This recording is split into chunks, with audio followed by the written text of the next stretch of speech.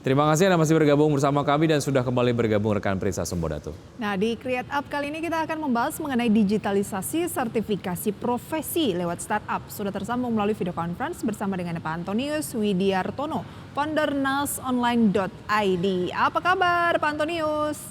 Kabar baik, apa kabar? Luar biasa, terima kasih sudah bergabung. Baik, Pak Antonius bicara mengenai proses sertifikasi untuk sebuah profesi, seberapa penting sih?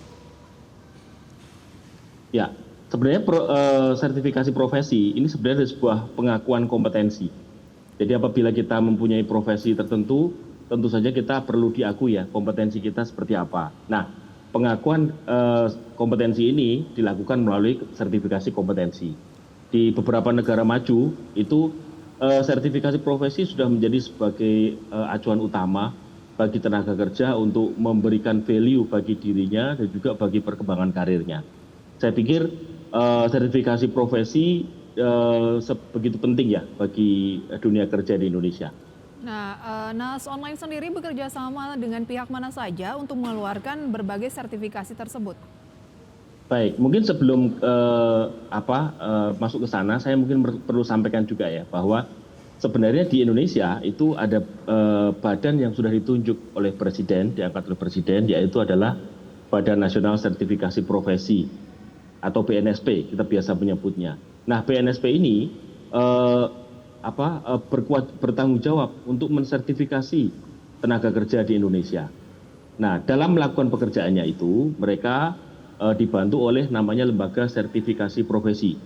Jadi di bawah BNSP ini ada sekitar 3.000 LSP yang sudah mendapatkan lisensi dari BNSP dan masih banyak lagi yang akan muncul LSP-LSP baru. Kita bisa bayangkan semua profesi ya, termasuk broadcasting dan dunia konstruksi, industri, jasa, semuanya itu sebenarnya harus mempunyai suatu standar kompetensi kerja, begitu. Kami melayani LSP tersebut, Mbak. Gitu. Oke, berarti bekerja sama dengan LSP tersebut ya, yang dari pihak pemerintah ya. Betul. Baik, apa sih tantangan yang sering dihadapi oleh masyarakat saat ingin menjalani proses sertifikasi dan solusi apa sih yang dihadirkan oleh nasonline.id ini, Pak Antonius? Oke, banyak persoalan yang tantangan yang dihadapi oleh orang yang ingin mendapatkan pengakuan kompetensi ya. Yang pertama, sosialisasinya masih minim, Mas Wiki, masih minim. Jadi mereka tuh nggak tahu bagaimana betapa pentingnya sertifikasi profesi ini. Yang pertama, yang kedua, mereka tidak tahu bagaimana caranya untuk mendapatkan sertifikat kompetensi tersebut. Ada lagi perasaan yang takut tidak lulus. Padahal sebenarnya mereka sudah melakukan pekerjaan dengan baik, mengikuti standar SOP dan standar kompetensi kerja yang baik, tapi mereka tidak cukup confidence untuk bisa mengambil sertifikasi karena takut tidak lulus tadi itu. Dan juga regulasi dari pemerintah yang saat ini berangsur-angsur meningkat ya, tapi memang belum sangat kuat begitu. Biasanya kan kebanyakan budaya kita kan kalau tidak dipaksa itu tidak akan berangkat gitu ya. Nah, ketika ini sudah menjadi suatu keharusan bahwa semua tenaga kerja kompeten Indonesia harus mendapatkan sertifikasi sebagai dasar pengakuan kerja mereka, nah itu pasti akan menjadi suatu akan terjadi ledakan sertifikasi di sana. Baik, Pak Antonius, lantas dalam mungkin 1 atau 2 tahun terakhir sertifikasi di bidang apakah yang paling banyak dikeluarkan? Oke, sebenarnya ada sertifikasi yang melekat dengan dengan industri. Ya, jadi di LSP itu ada dibagi menjadi 3 ya. Ada LSP pihak pertama, kedua dan ketiga. Pertama ini melekat dengan dunia pendidikan. Jadi biasanya dengan perguruan tinggi, dengan SMK dan kemudian politeknik seperti itu. Kemudian yang kedua atau pihak kedua ini biasanya melekat dengan tempat kerjanya. Biasanya perusahaan-perusahaan besar baik BUMN maupun perusahaan swasta memiliki LSP sendiri untuk memastikan bahwa tenaga kerjanya itu sesuai dengan kompetensi kerja yang ditentukan. Yang ketiga adalah pihak ketiga, jadi umum, ya ini bisa diakses oleh semua calon asesi. Nah, yang kami layani saat ini ada 30 LSP lebih ya, yang sudah ada di ekosistem kami.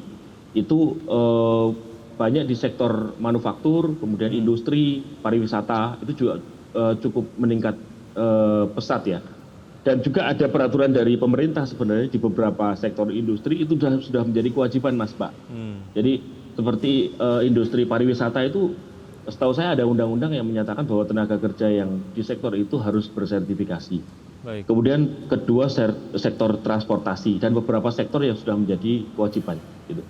Baik, Pak Antonius, berarti secara fungsi sendiri nasonline.id ini memang membantu LSP untuk melakukan digitalisasi dalam proses sertifikasinya, atau NAS sendiri juga melakukan proses sertifikasi secara langsung begitu? Baik, jadi layanan kami ini layanan B2B ya, business to business, yang kami lakukan dengan LSP gitu. Jadi LSP itu perlu disupport dengan sebuah sistem yang bagus, baik untuk melakukan proses pendaftaran. Jadi seperti tadi orang kebingungan bagaimana sih caranya kita mau mendaftar, nah, itu mereka kita bekali dengan website yang bagus dilengkapi dengan e-commerce, Mbak. Jadi mereka, oh ternyata cukup mudah dengan begini, persyaratannya jelas terlihat. Lalu kemudian setelah mereka melakukan pendaftaran, proses assessment mulai berlangsung. Ada pre-assessment, kemudian ada assessment, sampai dengan nanti terjadi pleno gitu, sehingga tenaga kerja tersebut dinyatakan kompeten gitu. Nah, sistem kami ini tidak hanya sistem untuk proses assessment, tapi kami sadar bahwa LSP itu butuh ekosistem, Mbak. Jadi ekosistem digital yang diperlukan itu mulai dari e-commerce, kemudian sistem untuk proses assessment sendiri, kemudian pengelolaan alumni, dan juga ada proses bagaimana memastikan bahwa 3 tahun ke depan ini asesi alumni ini itu juga akan melakukan sertifikasi ulang, sehingga kompetensi mereka tetap terpantau gitu. Lantas bagaimana agar misalnya Anda begitu ya bisa join dengan LSP tadi, NAS Online? Ya, jadi kalau di dalam kami, karena kami melayani LSP, maka biasanya itu para asesi ya, kami menyebutnya itu calon orang yang akan dilakukan assessment, itu namanya asesi. Nah, asesi akan mengontak LSP yang bersangkutan ya. Contoh misalnya ya, saya bergerak, salah satu klien besar kami ini adalah LSP Alat Berat Indonesia, itu subsidiaries dari Astra gitu ya, United Tractors. Dan di sana mereka sudah mau mengambil sertifikasi di bidang alat berat, maka mereka mengambil dari LSP ABI tersebut gitu. Oh, oke. Nah, seperti apa metode sertifikasinya nih, Pak Antonius? Baik, metode sertifikasi sebenarnya terbagi atas dua ya. Ada portofolio, jadi seperti kita ini interview ya. Ini biasanya adalah skill-skill yang sifatnya memang tidak praktek gitu. Ada yang metodenya observasi, jadi misalnya mau dia ahli teknisi alat berat misalnya, dia harus tahu bagaimana membongkar alat berat, bagaimana memperbaiki, mendeteksi kerusakan dan seterusnya begitu. Nah, melalui observasi itu biasanya diperlukan adalah praktek. Nah, praktek itu dilakukan di tempat uji kompetensi yang sudah disediakan di bawah lembaga sertifikasi profesi gitu. Oke, standar sertifikasinya seperti apa? Apakah kemudian ini menjadi sebuah sertifikasi yang juga diakui begitu secara internasional? Kan kalau kita lihat dari Jepang sendiri kan membutuhkan banyak sekali SDM gitu ya, dengan skill yang spesifik begitu. Nah, apakah kemudian sertifikasi yang dikeluarkan juga sama dengan kualifikasi yang dibutuhkan di sana? Baik, LSP itu adalah kepanjangan tangan dari BNSP, Mas Vicky, Mbak Prisa. Jadi BNSP ini sudah mengacu pada sebuah standar kompetensi, nah, namanya Standar Kerja Kompetensi Nasional Indonesia.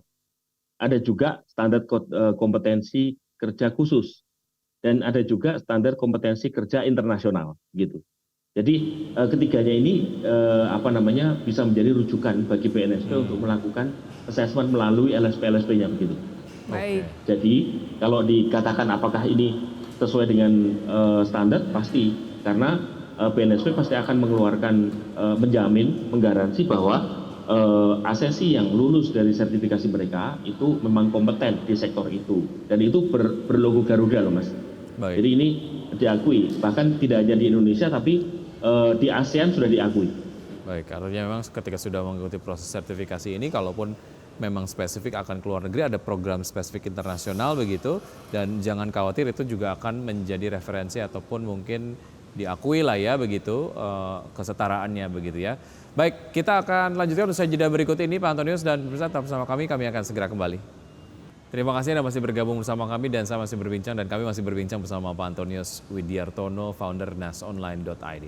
Ya, sebuah ini ya yang bekerja sama dengan LSP untuk memberikan sertifikasi. Baik, tadi sudah dijelaskan ya profesi apa saja yang biasanya mendapatkan sertifikasi. Kemudian biasanya yang menjadi persoalan juga begitu ya adalah biayanya nih Pak Antonius seperti apa? Ya, baik. Biayanya ini tergantung dari calon asesi ya. Jadi kalau sebagai contoh misalnya di dalam, ini saya informasikan bahwa di dalam perundang-undangan di Permendikbud itu dikatakan bahwa setiap lulusan itu harus dilengkapi, lulusan perguruan tinggi ya maksud saya, atau politeknik itu harus dilengkapi dengan surat keterangan pendamping ijazah atau SKPI. Nah, sertifikasi BNSP ini bisa menjadi bagian dari SKPI tersebut.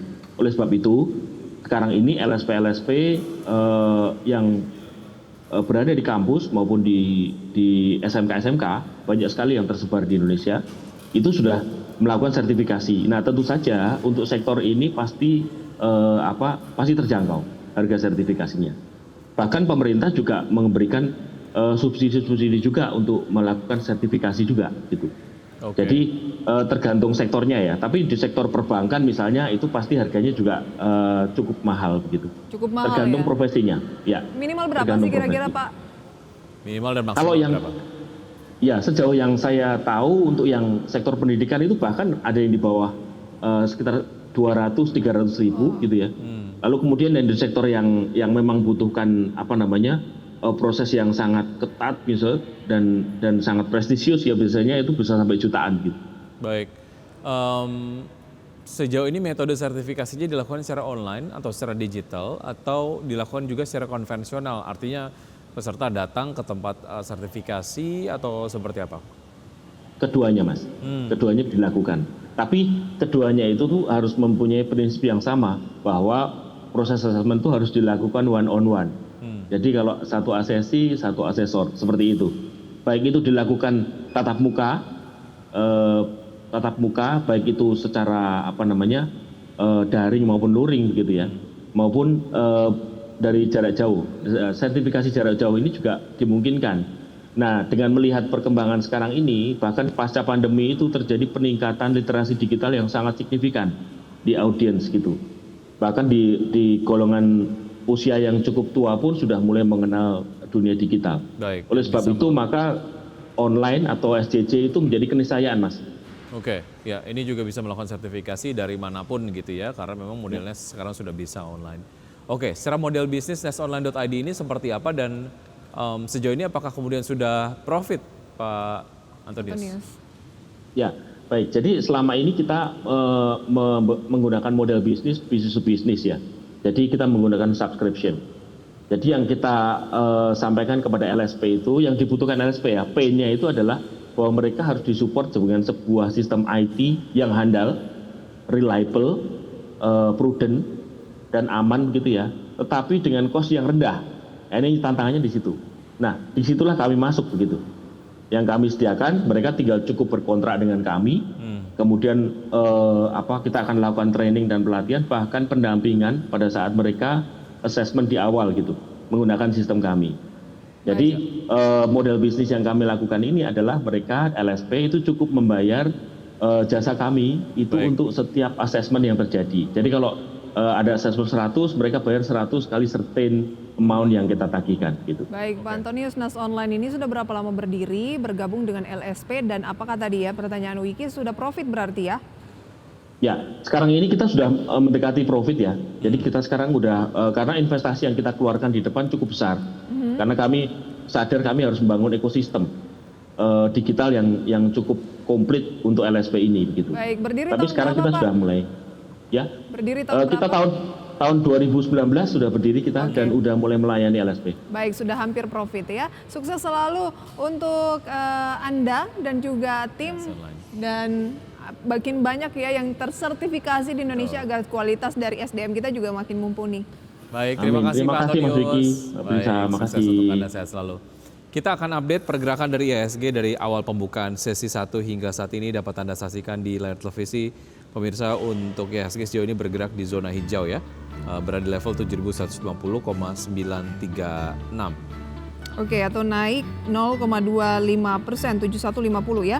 Dengan nilai tukar rupiah terhadap dolar Amerika Serikat menguat, tampaknya sudah diintervensi nih oleh Bank Indonesia ya, naik 0,26%, 16.149. Baik, saham-saham yang masuk dalam jajaran top gainer sejauh ini adalah Bank Mandiri, ada Film, BBRI, Arto, Inkobris, Atla, MHKI, Nice, dan XL.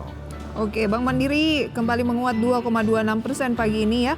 Kemudian losers ada Cuan turun 6%, ISAT turun 2%, ICBP 1%, dan beberapa saham lain termasuk Telkom, Harum, Medco. Itu dia pemirsa saham-saham yang menjadi top losers pada pagi hari ini sampai pukul 9 lebih 27 menit waktu Indonesia Barat. Dan review dari update pembukaan perdagangan sejauh ini pemirsa juga menutup perjumpaan kita dalam Power Breakfast. Karena sudah 90 menit kami menemani Anda. Dan semoga pembahasan hari ini dapat menjadi referensi dan sumber informasi untuk Anda. Tetap berbagi informasi Anda hanya di IDX Channel, your trustworthy and comprehensive investment reference. Saya Wiki Adrian. Saya Prisal Sombodatu. Sampai jumpa.